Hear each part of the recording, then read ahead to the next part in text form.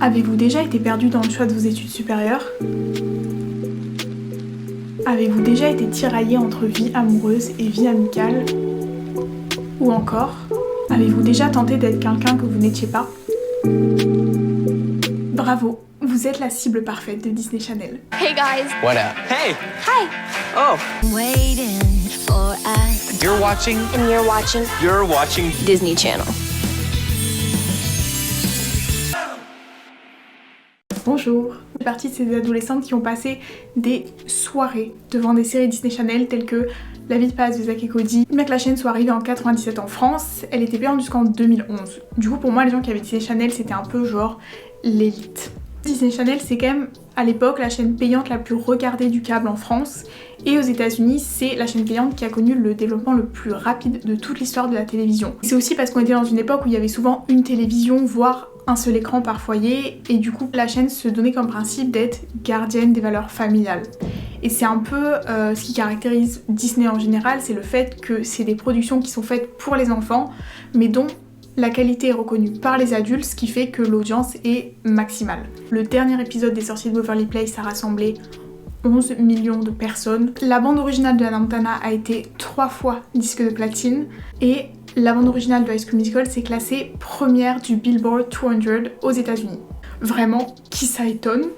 Et du coup, dans un dernier élan de fascination, je me suis dit que j'allais en faire une vidéo pour précisément qu'on se demande sur quoi repose le succès majeur de Disney Channel. Et j'avais aussi en fait envie qu'on se demande c'est quoi l'impact de cette chaîne sur les adolescents qui l'ont produit et sur les adolescents qui l'ont regardé. Vraiment une question qui agite la France.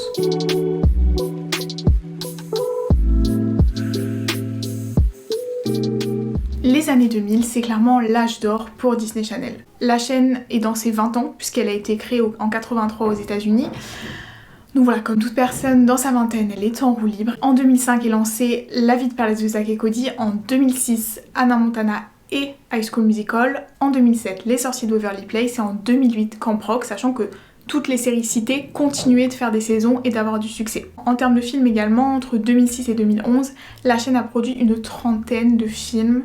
Donc on est quand même sur une productivité. Et cet âge d'or, il est précisément amorcé avec l'arrivée de la série Lizzie McGuire en 2001, qui met en scène Hilary Duff, qui est la première ébauche de ce que je vais appeler les mini pop stars Disney Channel. 2 ans après le lancement de la série, Hilary Duff sort son album Metamorphosis, qui rencontre un succès fulgurant. Donc à partir de là, on pourrait se dire quelle chance, Disney Channel a trébuché accidentellement sur un modèle économique très rentable. En réalité, je pense qu'on peut faire l'hypothèse qu'ils ont essayé de rattraper leurs erreurs du passé. Puisqu'ils savent en fait le potentiel que les jeunes mis devant autant d'audience sur des chaînes Disney ont, mais juste avant ils n'avaient pas réussi à capitaliser dessus. Le meilleur exemple étant le Mickey Mouse Club.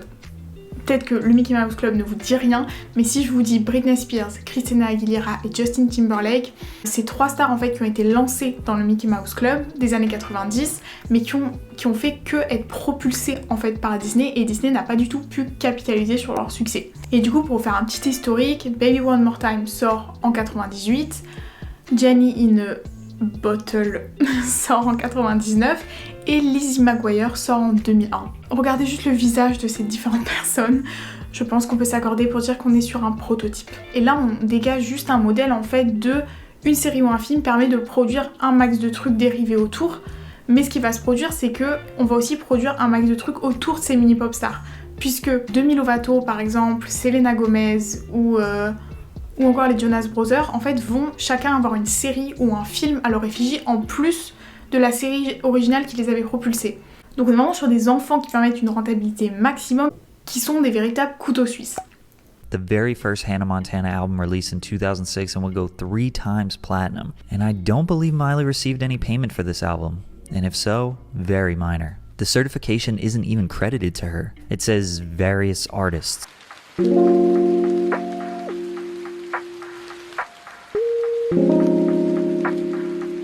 Donc Donc à ce stade, on a compris que l'empire Disney Channel reposait en fait sur des adolescents. Miley Cyrus, rappelons quand même, avait 13 ans au moment du lancement de Hannah Montana. I'm Miley Cyrus, I'm with CED and I'm auditioning for the role of Zoe in Hannah Montana. Et Dylan et Cole Sprouse ont travaillé pour Disney Channel de leurs 11 à 18 ans. Et là, vous me direz, quid de la législation sur le travail des enfants? Il y a certaines stars Disney Channel qui ont exprimé clairement leur ras-le-bol. Justement, Cole et Dylan ont quitté la chaîne parce qu'ils ont exprimé le fait qu'ils n'avaient jamais grandi en dehors des écrans et qu'ils avaient besoin justement de mener leur vie. We needed to stop the show. We knew it was time. You chose to stop it. Yes, my brother and I actually quit off of Disney Channel. Et bien sûr, Demi Lovato, qui a été longtemps rongé par ses addictions, mais qui a aussi avoué s'être fait abuser ses...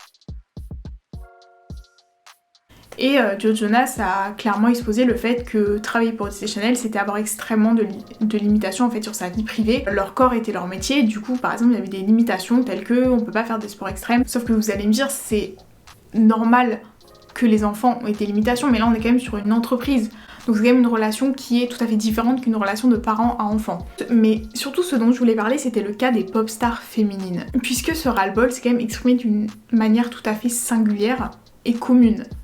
J'ai cité Miley Cyrus qui se balade à poil sur une boule de canon, Vanessa Hudgens et Selena Gomez dans Spring Breakers, ou encore Bella Thorne qui est une réalisatrice produite par... Et la réponse de beaucoup face à ce changement d'image, ça a été de dire elles ont eu besoin de casser leur image Disney Channel. Sauf que, pourquoi on n'a pas retrouvé les Jonas Brothers ou Cole et Dylan en train de faire des sexy car wash? Parce que genre, ils ont juste continué d'exister. Je me souviens pas d'une période où ils ont eu besoin de casser l'image Disney Channel. Si casser une image, ça passe autant par le corps et par une potentielle affirmation d'une sexualité, c'est que de base, il y avait un problème avec ça dans l'image initiale. Maybe her wild phase was all planned. Disney had an insane amount of power and control over the young girl. Instead of rolling over and dying, Miley decided she was going to fight the conglomeration. She was going to take back what was rightfully hers and make Disney want nothing to do with her. Pour moi, on est sur un processus de retournement du stigmate, c'est-à-dire qu'elles ont eu besoin de revendiquer 1000 fois quelque chose pour lesquelles elles avaient été stigmatisées de base. Je cite Erving Goffman, dieu du stigmate. Au lieu de se faire tout petit, l'individu affligé d'un stigmate peut tenter d'abord les contacts mixtes, donc c'est les contacts avec des individus stigmatisés, en affichant un air de bravade agressive. Et le fait que les stars Disney Channel se font passer pour des bad girls, pour moi c'est vraiment ça. Et donc à ce moment-là, j'ai envie de me demander pourquoi travailler pour Disney Channel, en fait, ça vous donne autant envie de vous mettre à poil. C'est quoi le problème en fait de la relation entre Disney Channel et ses adolescentes? La première chose, et je pense qui est un peu indépendante de Disney Channel, c'est les mentalités d'une société à un instant T. Premièrement, le fait de slut-shamer, de faire passer, on va dire, pour des filles frivoles, des jeunes filles qui sont face à une fuite de leurs données personnelles et notamment de photos révélatrices, puisque c'est arrivé à Vanessa Hudgens et Miley Cyrus de devoir s'excuser en fait et de dire être profondément embarrassée sans qu'à aucun moment en fait soit mentionné l'agresseur, la personne qui avait organisé cette fuite de données. Si c'est quelqu'un dont on ne connaît pas l'identité, on peut s'en prendre à la cybersécurité, mais souvent en fait dans ce phénomène c'est des gens qu'on connaît et du coup ça s'appelle simplement du revenge porn en fait. C'est le fait de passer par la pornographie pour attaquer quelqu'un. Également, je vais pas développer, mais le cas de Demi Lovato qui a été abusé, c'était que à un instant T de la société, on considère que c'était plus ou moins ok de faire ça. My Me Too story is me telling somebody that someone did this to me and they never got in trouble for it. They never got taken out of the movie they were in. But I've just kept it quiet because I've always had something to say and it's like, I don't know, I'm tired of opening my mouth. Et quand je parle des mentalités de la société à un instant T, j'évoque aussi l'objectivation des corps. C'était dans les années 2000, donc c'était une époque où la grossophobie c'était vraiment genre la trend maximale. Et Hilary Duff par exemple a avoué avoir développé un trouble du comportement alimentaire à la suite des critiques qu'elle avait reçues sur son poids parce qu'elle était simplement en pleine puberté. Donc quand je dis objectivation des corps, c'est le fait qu'on n'accepte pas qu'à un moment donné, le corps est vivant et donc peut fluctuer. On considère que vu que c'est une personne qui est à l'écran, c'est une personne figée. Je sais pas ce qu'il en est des troubles alimentaires et des autres actrices de Disney Channel, mais en tout cas, pour moi c'est sûr que si on s'est autant battu pour un corps, en fait, c'est normal qu'on a envie de le revendiquer, en fait. Parce que c'est tellement une source de souffrance, en fait, de se dire que on est en pleine puberté et que, en plus, en fait, on n'a pas le droit de grandir normalement et qu'on doit garder une image enfant pendant plusieurs années alors qu'on transitionne. Je veux dire, c'est normal qu'arrivé à l'âge adulte, en fait, on se retrouve dans cette position où on a envie d'affirmer clairement mon corps est celui d'un adulte. Et face en fait à autant de critiques négatives couplées au fait que ces stars avaient énormément d'argent, le phénomène qui peut se produire, c'est une utilisation de la chirurgie esthétique. C'est pas du tout pour dire c'est bien ou c'est mal la chirurgie esthétique, mais je considère que faire la chirurgie quand on est mineur, c'est quand même pas un événement mineur. Et le pire en fait dans ça, c'est que faire la chirurgie esthétique à ce moment-là, c'est extrêmement efficace puisque on peut faire passer la modification du corps sur le compte de la puberté. Donc c'est toujours ce truc de il faut répondre aux standards, mais faire passer ça pour une évolution naturelle. Ensuite, si je vous parle précisément de la ligne éditoriale de Disney, je pense qu'il y avait aussi bien évidemment un souci de ce côté-là, puisque on s'accorde que n'importe quel ado qui est présent à la télé ou dans des films peut éventuellement constituer un modèle pour les adolescents du monde entier. En revanche, je pense que le fait que Disney soit un peu gardien des valeurs familiales, ça rajoute une pression supplémentaire, puisqu'il faut faire en sorte que les parents aient envie que leur enfant prenne modèle sur ces gens. C'était rarement des filles type Britney Spears qui ensuite ont créé un peu une image de Lolita, mais c'était présenter des filles et des mecs qui feraient pas de troubles et qui seraient un modèle pour les enfants qui les regarderaient. Do you ever swear? No. You stub your toe, what do you say? I don't know. Ow. Mais le problème c'est qu'en fait là on parle pas de personnages modifiables sur papier, on parle de vraies personnes et de manière un peu inévitable, ce contrôle en fait qui s'exerce à l'écran par le scénario s'exerce en fait dans la vie privée de ces jeunes. You know, there's times that you hear what you should be so much that you lose like what you actually are. Miley had been media trained to answer questions in a specific way, to think a certain way so she could be more marketable and relatable. Every time she had a thought, she thought about Disney and how they would feel about her response. Et je pense que le meilleur exemple de ça, c'est vraiment quand j'ai appris ça, j'étais genre mais attends, mais là c'est une autre dimension. C'est le phénomène des purity rings, donc des bagues de pureté, de virginité. Et c'était des bagues qui étaient portées par quelques-unes des stars Disney Channel. Olika wants to know, do you have a purity ring? I do. She wants to know if that's my purity ring. Yes, it is. And another person asked what it says. It says that true love waits. Yes, and I have a necklace that says true love waits too. We're big believers in that. Il faut savoir que c'était pas du tout les seuls adolescents célèbres de l'époque à porter ce genre de bagues, mais je pense que ça arrangeait quand même bien Disney de se dire ok, il y a une preuve tangible que ces personnes sont pures. Là, vraiment, j'ai envie de m'engouffrer, mais tout droit dans l'obsession chrétienne des États-Unis et de la pureté. Mais voilà, le seul truc que je vous dirais, c'est qu'il y avait quand même des programmes, non pas d'éducation sexuelle, mais d'éducation à l'abstinence sexuelle qui étaient quand même financés par le gouvernement dans les écoles. President Obama was elected into office and eliminated abstinence-only sex education programs in favor for comprehensive sex education programs. Et si je vous parle de ça, c'est parce qu'il y a quand même pas mal d'interviews où les stars Disney Channel parlent de ce sujet, tout comme Britney Spears a dû parler de ce sujet, alors que c'est quand même un sujet hyper personnel, on s'accorde. How do you feel about all the constant speculation about your virginity and whether you are a virgin or not? Et je pense que finalement, en définitive, ça arrangeait bien l'image Disney qui était « ses enfants sont parfaits » et en plus, ils le revendiquent publiquement. Et enfin, je pense que le troisième élément, c'est la temporalité dans laquelle s'inscrivait Disney Channel, c'est-à-dire que c'est pendant leur adolescence et pendant de nombreuses années. Pour moi, les scandales en fait qu'il y a eu, c'est juste la conséquence de mettre des personnes en construction en fait sur le devant de la scène, dans le sens que il y a plein de choses qui arrivent à nombre d'adolescents, mais vu que c'est pas médiatisé, personne n'en fait quelque chose de pathologique. Et ça justement, c'est typiquement la sociologie interactionniste de Goffman, c'est le fait que en soi, rien n'est pathologique. Le fait d'être vierge ou pas, le fait par exemple d'être retrouvé éméché sur la voie publique, ça va devenir pathologique parce que c'est en relation avec le monde médiatique. Daddy, will you please go get me a purity ring? Oh. Promising she'd save that part of herself until her wedding night. Went to the church, had the ring blessed. Oh boy, that's big. But slipped it off when she hooked up with Justin. Aucun individu est pathologique, ne naît pathologique, mais il le devient à partir du moment où quelqu'un, dans une interaction, d'où la sociologie interactionniste, le désigne comme pathologique.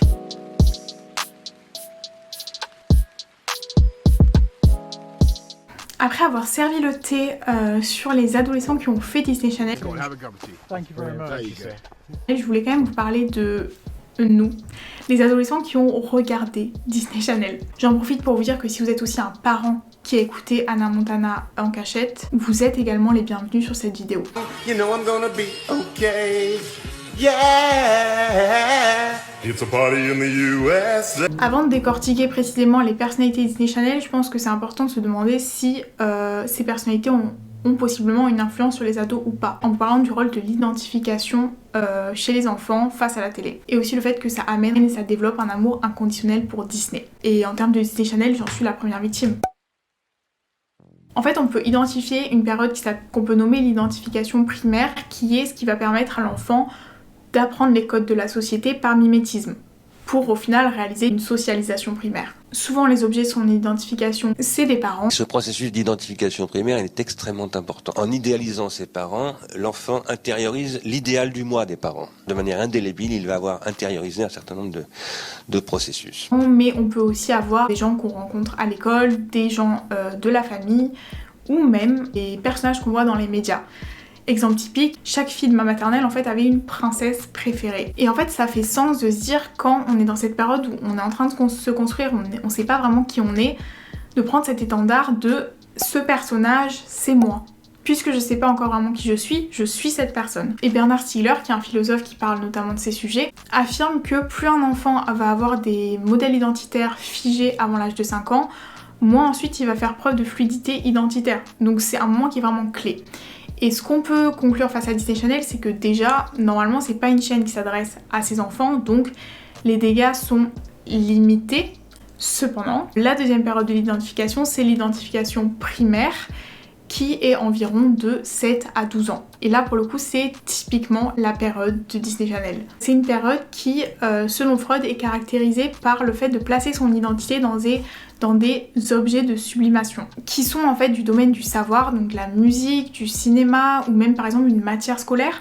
L'enfant va reporter son identité là-dessus et dire j'aime telle musique donc je suis comme ça. Comme quoi Freud s'est parlé d'autre chose que son zizi. Il y a une chanson dans High School Musical qui exprime extrêmement bien ça, c'est la chanson Statu Quo. C'est une scène du film en fait qui se passe dans la cafétéria où il y a des groupes, les intellectuels, les sportifs, les mecs alternatifs, et chacun va décider en fait de révéler une passion secrète qu'il a. Et le refrain de la chanson c'est reste-en aux choses que tu sais, reste-en au statu quo. Genre tout le monde est en train de paniquer parce que la société est en train de s'envoler. Genre c'est vraiment un mème. Mais voilà, typiquement un sportif qui va dire qu'il aime la cuisine, ça va faire paniquer tout le monde parce que c'est pas juste le fait qu'il aime le sport, c'est le fait qu'il s'insère en fait dans un groupe, dans une identité et même dans une échelle sociale, puisque dans les films adolescents des États-Unis, les sportifs c'est les populaires, les pom-pom girls c'est les populaires et le reste, la plèbe. Face à ces deux affirmations, donc l'enfant a une forte capacité d'identification et il se reporte sur des objets de sublimation, le marketing va débarquer dans la soirée pour faire un max de profit. Le capitalisme. Si l'enfant est super malléable quand il est jeune, il faut créer au plus vite un attachement à la marque pour que celui-ci reste indélébile. Et c'est vrai que souvent on va dire j'aime tel produit ou j'aime telle marque parce qu'il me rappelle mon enfance, mais en soi je pense que la nostalgie en fait c'est un peu flou. Et en fait quand on parle de ça on veut surtout chercher l'identité qu'on avait quand on était enfant, parce que en soi si on était vraiment nostalgique en général, on pourrait très bien aller faire une balade au parc enfant, lire les chatons magiques ou jouer à la marelle. Sauf que ce qu'on cherche, c'est pas ça. Bon, parce qu'aussi un peu la flemme d'aller au parc, mais voilà. Et du coup, c'était vraiment ce à quoi on s'était identifié. Et nos sources les plus fortes d'identification, la famille, nos pères, ils évoluent. Je trouve que c'est moins fort en termes de refuge identitaire dans l'enfance que quand on va être face en fait à un modèle qui est resté figé depuis tout ce temps. C'est-à-dire un personnage Disney ou un personnage Disney Channel. Quand je vais regarder Disney Channel, ça me rappelle vraiment l'époque où genre mon seul objectif dans la vie c'était d'être danseuse, actrice et chanteuse.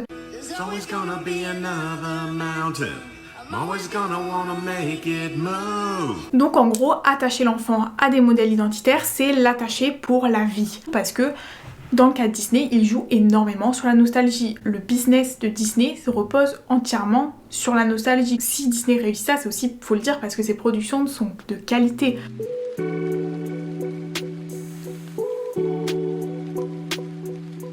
Avec l'apparition des écrans, on est quand même entré dans une ère où c'est opéré entre les différentes industries culturelles et même les industries en général, ce qu'on va nommer une bataille de l'attention. avec l'apparition notamment des réseaux sociaux, de la télé, des plateformes de streaming. Et à mon sens, la stratégie de Disney Channel dans cette bataille de l'attention, c'est de faire en sorte que la boucle de ces productions ne s'arrête jamais. Ce que je dis par là, c'est que quand vous allez regarder une série que vous aimez, il va y avoir un film dérivé, il va y avoir un concert dérivé, un album, des produits dérivés, du coup, vous restez dans cette boucle.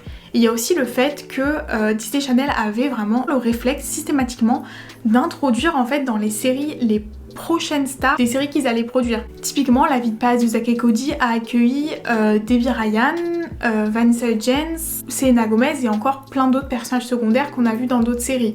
Il faut savoir aussi que l'épisode de Hannah Montana qui a fait le plus de vues, c'est celui avec les Jonas Brothers, juste avant qu'ils lancent Camp Rock. Le problème, c'est que cette bataille de l'attention, spoiler, favorise le développement des troubles de l'attention.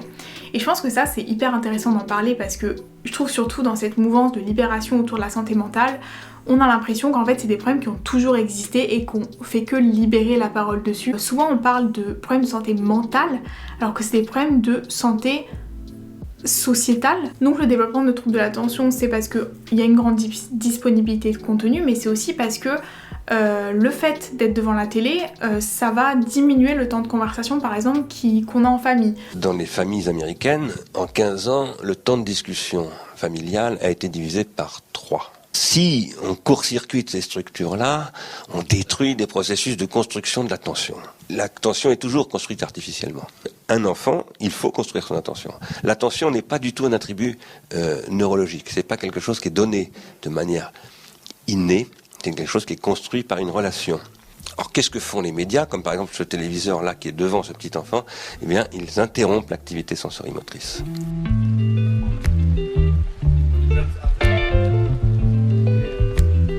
Donc maintenant, on va parler plus précisément des personnalités Disney Channel. Je vais pas vous les détailler toutes parce que je ne suis pas payée pour regarder 106 épisodes de Hannah Montana. Je pense que c'est quand même important de passer vite sur ce sujet parce que quand on parle d'identification, on parle forcément du coup de modèle de personnalité et Boris Cyrulnik, mon guide spirituel, affirme clairement qu'un individu pour se construire a besoin de héros pour s'affirmer. Et donc même si je vais pas vous détailler toutes les personnalités, je voulais quand même vous étayer un bon cliché et un mauvais cliché parce qu'on s'accorde que les identités de genre sont pas super fluides, que les identités ethniques sont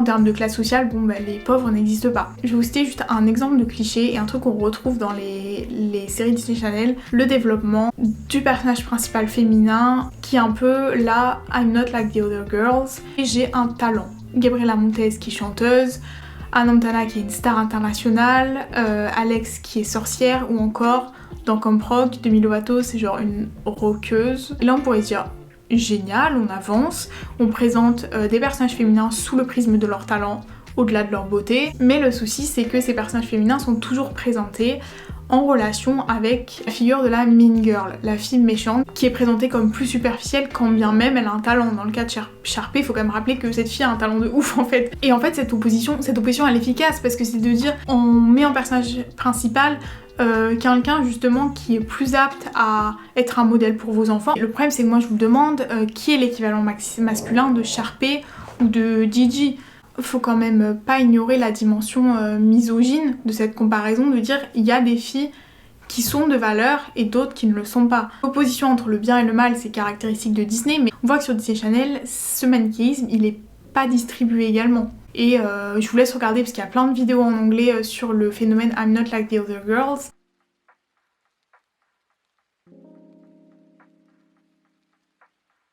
Puisqu'on parle de manichéisme, je pense que dans le cas de Disney, c'est pas forcément toujours négatif le fait que par exemple le bien triomphe toujours sur le mal, le fait que tout se termine bien. Au pire, l'enfant sait que juste ce n'est pas la réalité et au mieux, ça vient juste aider à combler des besoins d'un enfant en construction qui a besoin en fait de sentiments de sécurité et d'affection pour se développer. Quand je vous dis que l'enfant sait que c'est pas la réalité, c'est parce que je fais référence à une étude qui a été faite sur la réception des dessins animés par les jeunes enfants qui montre qu'en fait, la plupart sont conscients en fait des schémas narratifs et s'en distancient. Par exemple, ils savent que une histoire d'amour va toujours se passer selon ses propres codes et que dans la réalité ça ne se passe pas comme ça. Ou que par exemple, quand on interroge des petits garçons, certains vont dire ben moi je sais qu'il existe des garçons qui sont plus timides et du coup qui vont pas approcher les filles comme ça et sans forcément ressentir une culpabilité particulière. Faut pas déformer ce propos et dire que ça ne sert à rien d'être engagé sur les représentations médiatiques qu'on fournit aux enfants, parce que vous l'avez vu, on l'a vu avec l'identification primaire, c'est extrêmement important. Mais c'est de bien se dire qu'en fait la réception d'un message médiatique, il va se faire en fonction de à quel point il correspond à la réalité. Et là en fait où c'est dur d'évaluer, c'est que la réalité de chaque enfant est différente en fonction surtout de sa classe sociale. Donc il y a quand même cette fluidité des réceptions. J'adore donner des réponses qui n'en sont pas, parce que là je vous laisse vraiment en mode débrouillez-vous. Et aussi le fait qu'on n'a pas la même réception des personnages que les enfants en tant qu'adultes. Le personnage féminin, à mon sens, je sais pas, n'a pas assez de poigne, n'est pas assez entreprenant, alors que l'enfant va trouver des mini-marques de courage en fait dans les interactions quotidiennes que ce personnage a, parce qu'il y a des problèmes qui peut-être se rapprochent plus des problèmes de l'enfant.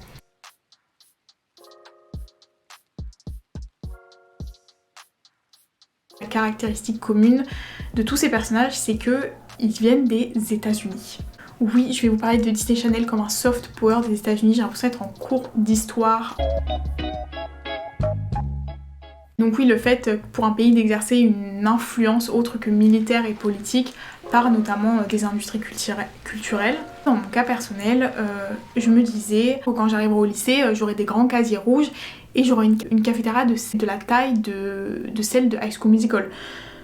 Ce qui ne fut pas le cas. À ce moment-là, ce qui peut se passer dans la tête d'un adolescent, c'est de se dire, en fait, si je n'ai pas cette vie, c'est parce que je ne vis pas aux États-Unis.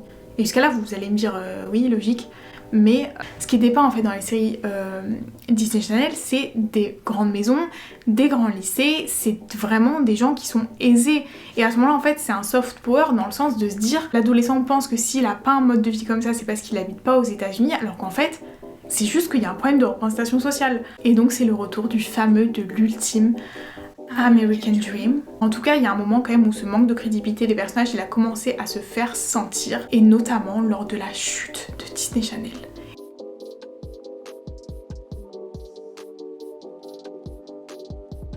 Donc nous sommes en 2020, le coronavirus se propage, mais surtout, Disney Channel ferme ses portes. À partir de 2013, les audiences de Disney Channel elles commencent à baisser, notamment en raison du développement des plateformes de streaming et de réseaux sociaux tels que YouTube. Dans le cas de YouTube, Gabriela Montez devient Bethany Mota, parce que je pense que le modèle d'identification, on en revient encore à cette idée, est plus accessible.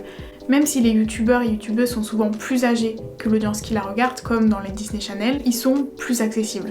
Parce qu'on s'accorde, c'est plus facile d'acheter une bougie parfumée que de pécho Zac Efron.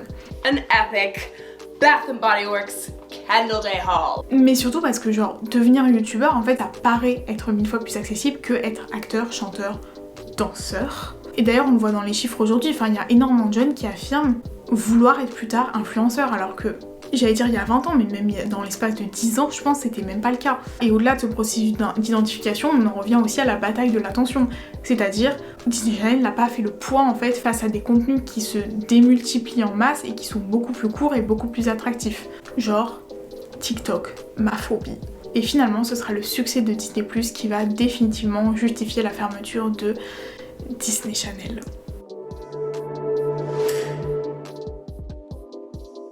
Donc voilà, je vous remercie de m'avoir écouté dans cette société qui se bat pour l'attention de ses spectateurs. Vous l'imaginez, pour cette raison, je suis dans les abysses de l'algorithme YouTube, donc n'hésitez pas à aimer la vidéo, à la commenter et à vous abonner si vous aimez ce que je fais, c'est d'un soutien énorme pour moi. Et sur ce...